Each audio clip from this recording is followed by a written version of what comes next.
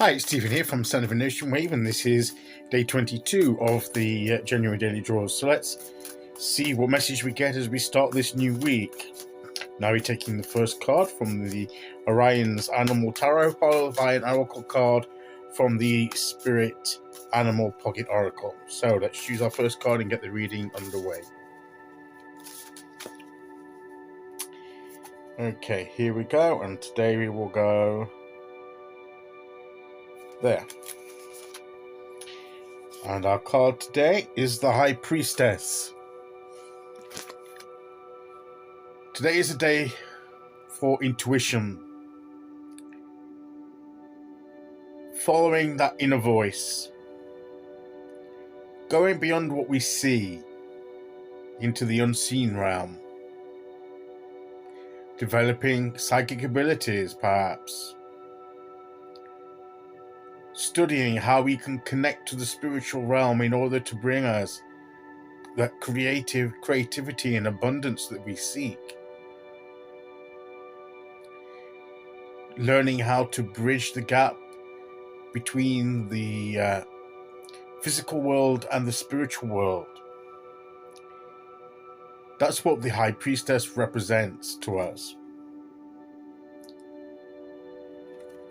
Learning to follow the energy of the moon, learning about the cycles of the moon, learning about the cycles of nature, and how we can align ourselves with them. It's funny here how it looks like that represents the sun, doesn't it? Almost.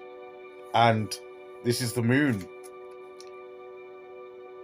So you've got both of them together, getting the balance between the two worlds, between the two aspects, getting that inner balance right within us, the spiritual balance, growing in knowledge. The High Priestess is often seen. I don't know if we have. I don't see the book here, but usually the High Priestess has a book, a scroll of knowledge that she can study that helps her connect with that unseen realm. And we can study and learn and get the knowledge we need to help us bridge that gap between the worlds. So in our path, in our journey, it's important to recognize that we don't just go by our natural senses, touch and sight and hearing and taste and all that kind of thing. Those are important, and it's the way we interact with this physical world. But we also have spiritual senses to react to the dimensions that we don't see. We have spiritual senses that we need to learn to develop. And this card is coming to remind us that, remember, there's more to this world than what we see and hear. It's a very important part of this world, but our very life and existence is more than that. We are spiritual beings living in this physical world and this physical body. But there is a spiritual element, and the High Priestess reminds us of that and invites us to learn how to bridge that gap and to balance out those two parts of our nature. So that's an important thing for us to do. And the pomegranates there that you always get in the High Priestess card is about fertility and creativity. We've been talking about that creative energy, and linking up with the spiritual realms will boost our creative energy. And the other thing is these pillars, but it's not so evident in this particular card, but in the traditional card, you've got the black pillar and the light pillar.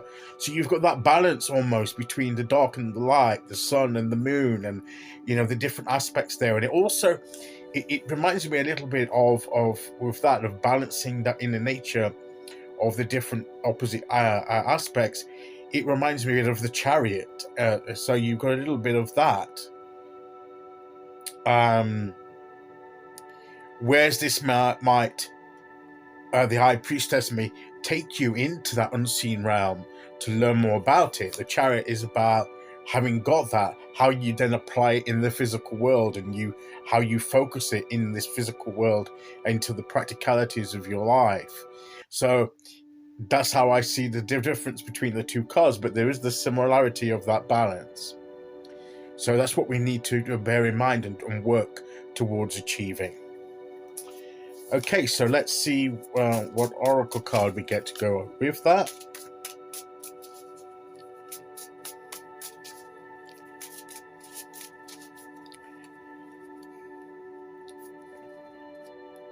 Here we go.